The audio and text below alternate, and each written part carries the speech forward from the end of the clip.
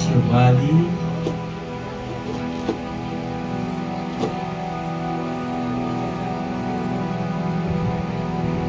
Relax your ears.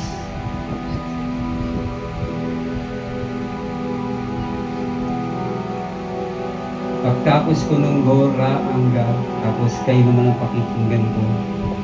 Pagkatapos yung Gora Angga, ako naman, palitan tayo. Inhale.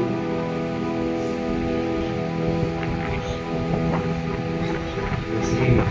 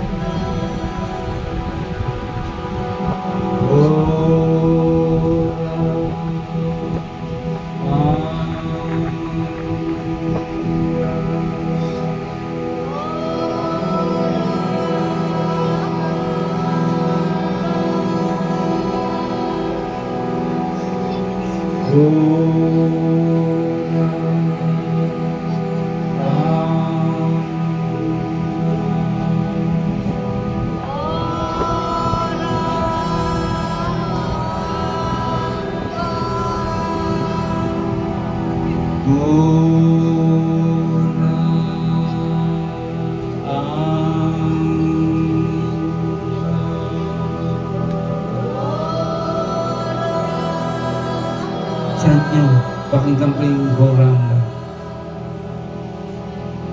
Gora Angga.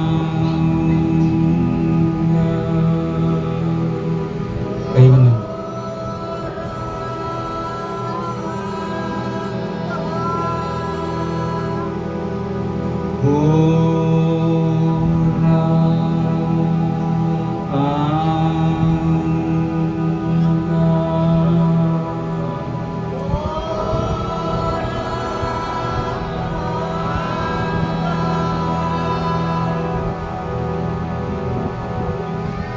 Yung meron, bago natin i-continue, meron akong gusto sabihin sa inyo. Meron dalawang klaseng prayer. Yung isa, ikaw lang ang magbe-benefit. Ito yung silent meditation. At ito yung itinulos sa inyo lang. At yung isa naman, kirtan. Ito yung nilalakas natin para marinig ng mga puno, mga birds, mga dogs, mga langgam o anong creatures. Kasi pag narinig nila ang banal na pangalan ng Supreme Lord ng Balawan, susunod na buhay nila tao, bibigyan ng chance na magkaroon ng katawan ng tao. Kaya ilakas natin. Gora Angga, para marinig nila. Kasi tandaan nyo, galing kayo ng India. Yung father ninyo, yung guru date ninyo, itinuro itong process niya ito. Bigyan natin ang pagkakataon ng mga puno. At yung mga living entity na nakatira sa katawan natin, like yung mga cells, yung mga molecules. Buhay yan, this act na yan. Parinig natin. Okay? Start natin ulit. And close your eyes.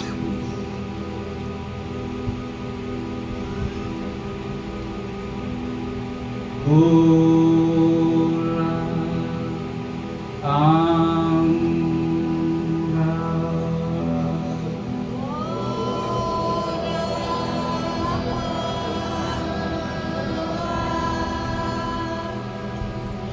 Gora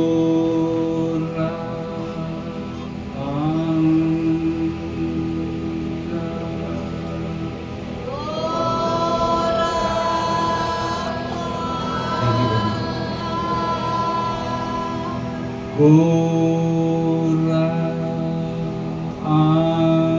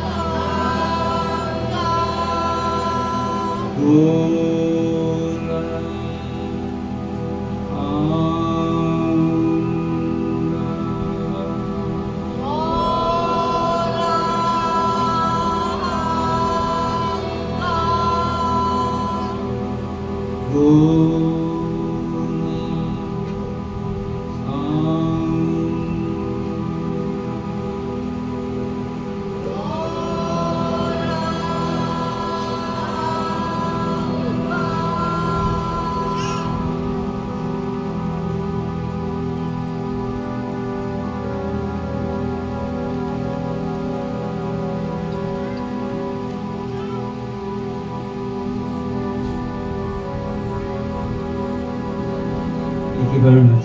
Very good.